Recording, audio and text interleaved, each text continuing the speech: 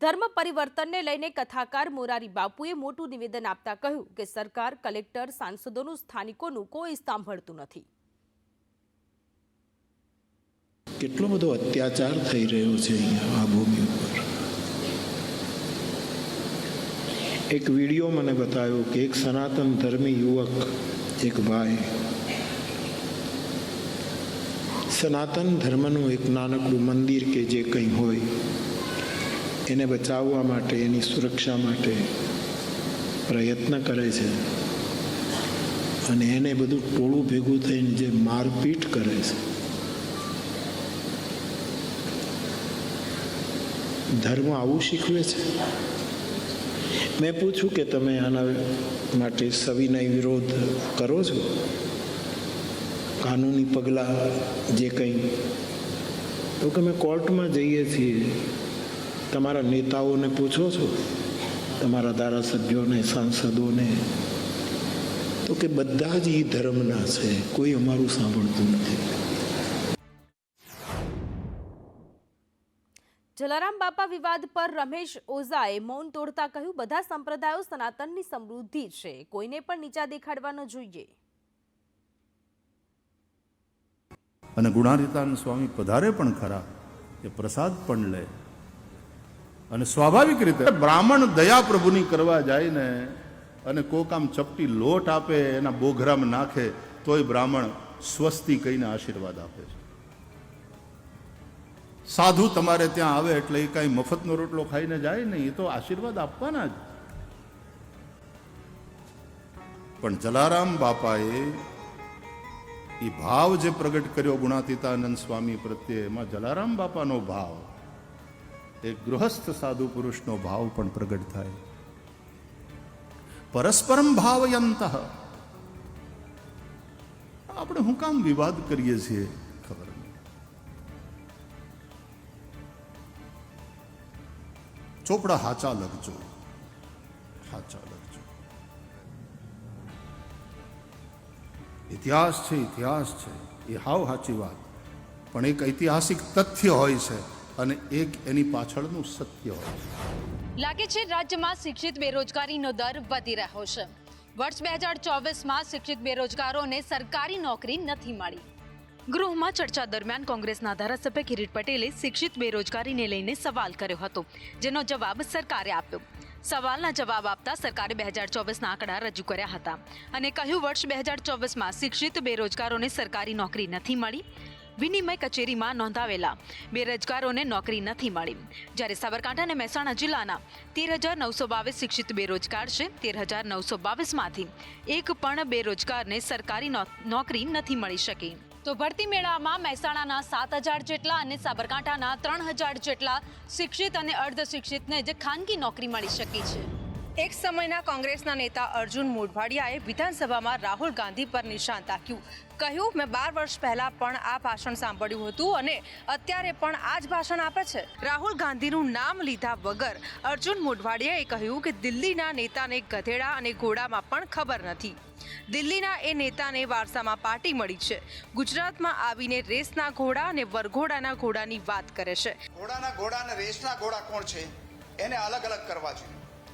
પરંતુ 12 વર્ષ થયા છતાં રાહુલ ગાંધી હજી ગુજરાત કોંગ્રેસમાં રેસના ઘોડા છે એની ખબર એમને ન પડતી હોય તો એનો મતલબ એ છે કે ઘોડા તો બરોબર કદાચ હશે, પરંતુ ઘોડા ઉપરનો જે અશ્વાર છે એને ખબર પડતી નથી કે રેસના ઘોડા કોણ છે અને વરઘોડાના ઘોડા કોણ છે. ત્યારે અર્જુન મોઢવાડિયાના આ કટાક્ષ પર કોંગ્રેસ નેતા અમિત ચાવડાએ જવાબ આપ્યો અને કહ્યું કે વરઘોડાવાળા ઘોડા બીજા પક્ષમાં જતા રહ્યા. હવે લુખ્ખા તત્વોની ખેર નથી. ડીજીપીના આદેશ બાદ વડોદરા પોલીસે 300 જેટલા લુખ્ખાઓની યાદી તૈયાર કરીને કાર્યવાહી શરૂ કરી છે. રાજ્યમાં બેફામ બનેલા લુખ્ખા તત્વોની શાન ઠેકાણે લાવવી જરૂરી છે, જેના માટે સંસ્કારી નગરી વડોદરામાં પણ પોલીસ કામે લાગી ગઈ છે. વડોદરામાં ડીજીપીના આદેશ બાદ વડોદરા પોલીસે અસામાજિક તત્વોની એક યાદી તૈયાર કરી છે.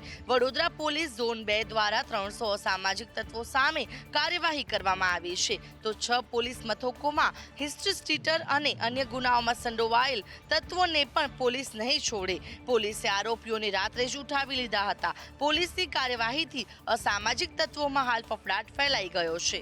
હાલ તો પોલીસ ચોપડે નોંધાયેલ આરોપીઓને પોલીસે ઉઠાવી લીધા છે અને પૂછપરછ કર્યા બાદ વધુની કાર્યવાહી હાથ ધરાશે. સુરત શહેર પોલીસ દ્વારા 1200થી વધુ ક્રિમિનલ હિસ્ટ્રી ધરાવતાની લિસ્ટ જારી કરવામાં આવી છે. અંદાજિત 500થી વધુ લુખ્ખા તત્વોનો પણ એમાં સમાવેશ કરવામાં આવ્યો છે, જ્યારે 20થી 25 જેટલા ગુસ્સી ટોકના આરોપી પણ લિસ્ટમાં સામેલ કરવામાં આવ્યા છે અને 8ને પાસા કરી નાખવામાં આવી છે.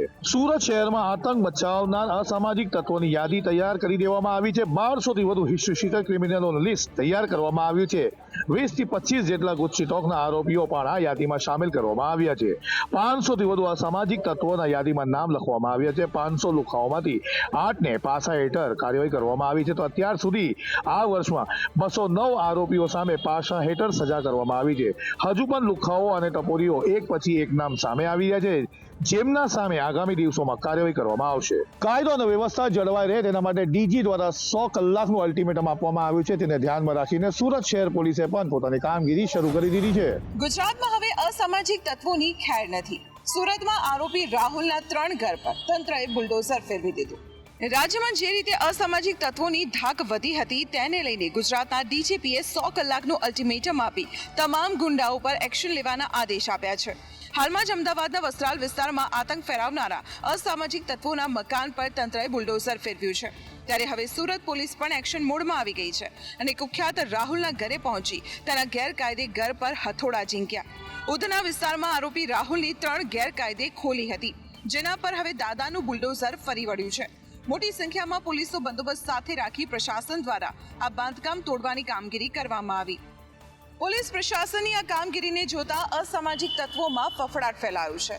સુરત ક્રાઇમ બ્રાન્ચે 1300 ગુનેગારોની યાદી તૈયાર કરી છે અને તેમની વિરુદ્ધ આગામી દિવસોમાં કાયદેસરની કાર્યવાહી હાથ ધરાશે. અંજારમાં લુખ્ખા તત્વો સામે કાર્યવાહી કરવામાં આવી છે. આરોપીનું ગેરકાયદેસર વીજ કનેક્શન કાપીને 3 લાખ રૂપિયાનો દંડ ફટકાર્યો છે. રસ્તા પર આવીને હીરોગીરી કરતા અને નિર્દોષ લોકોને ડરાવતા ધમકાવતા લુખ્ખાઓની શાન હવે પોલીસ ઠેકાણે લાવશે, કારણ કે રાજ્યની પોલીસ જાગી ગઈ છે અને કામે લાગી ગઈ છે. સુરત, અમદાવાદની સાથે કચ્છ પોલીસે પણ કામગીરી શરૂ કરી છે. કચ્છના અંજારમાં લુખ્ખા તત્વ સામે કાર્યવાહી કરવામાં આવી છે. આરોપીના ઘરનું ગેરકાયદેસર વીજ કનેક્શન કાપી નાખવામાં આવ્યું છે. આરોપી મુસ્તાકના ઘરનું વીજ કનેક્શન કાપી નાખવામાં આવ્યું અને 3 લાખનો દંડ ફટકાર્યો છે. આરોપી મુસ્તાક વિરોધમાં લૂંટ, હત્યાનો પ્રયાસ જેવા અનેક ગુના નોંધાયેલા છે. પીજીવીસીએલની ટીમને સાથે રાખીને આ કામગીરી કરવામાં આવી. વડોદરામાં બ્રિજ પર રોલા પાડનારા લોકોને પોલીસે કાયદાનું ભાન કરાવ્યું છે.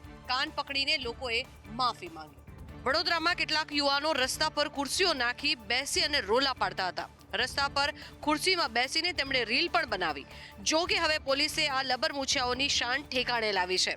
વિડીયોમાં દેખાતા તમામ આરોપીઓ પાસે પોલીસે કાન પકડાવીને માફી મંગાવી.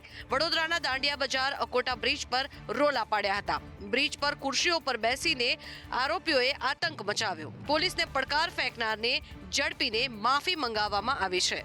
સરકાર ગ્રુપના નામે સોશિયલ મીડિયામાં વિડીયો પોસ્ટ કરવામાં આવ્યો હતો. વિડીયો વાયરલ થતાની સાથે જ પોલીસે કાર્યવાહી હાથ ધરી છે. ભાવનગર શહેરમાં મેગા ડિમોલેશન છતાં બીજા દિવસે પણ યથાવત જોવા મળ્યું હતું. શહેરના કુંભારવાડા બ્રિજથી દરિયાઈ ક્રીક સુધીનો જે વિસ્તાર છે ત્યાં 811 જેટલા બાંધકામો છે તેને હટાવવા માટે તેને મનપાએ છે તે મેગા ડિમોલેશન શરૂ કર્યું છે. રાજ્યમાં જ્યાં જ્યાં ગેરકાયદેસર બાંધકામો ઊભું કરવામાં આવ્યા છે તમામ બાંધકામોને તોડી પાડવામાં આવશે. ભાવનગર મનપા દ્વારા પણ મેગા ડિમોલેશનની કામગીરી છે તે હાથ ધરવામાં આવી છે. ભાવનગરમાં આજે સતત બીજા દિવસે ડિમોલેશનની કામગીરી છે તે શરૂ કરવામાં આવી છે, જેમાં આજે 200થી વધુ બાંધકામો ઉપર બુલડોઝર ફેરવવામાં આવ્યા હતા.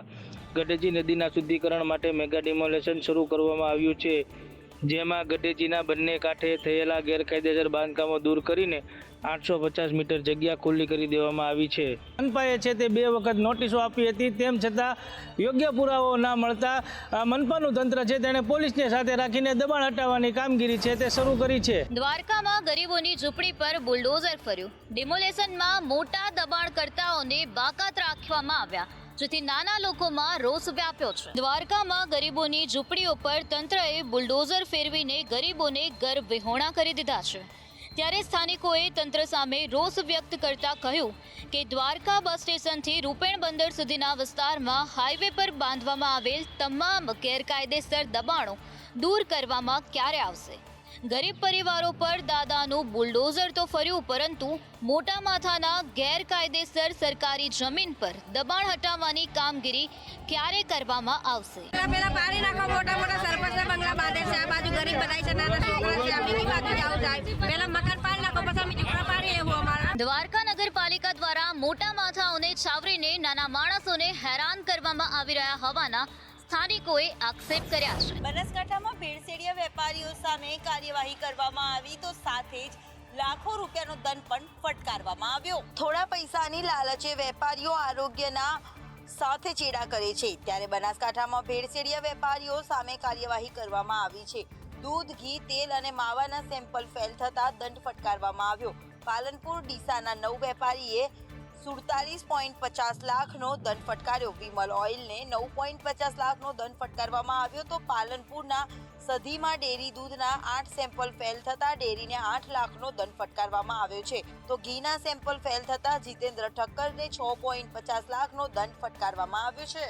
તો આ તરફ નાયબ કલેક્ટરે દંડ ફટકારતા ભેળસેળિયા વેપારીઓમાં ફડફડાટ જાગ્યો છે. તો બીજી તરફ હજી પણ અન્ય લોકોના સેમ્પલો લેવાઈ રહ્યા છે અને આરોગ્ય વિભાગ એક્શન મોડ પર છે.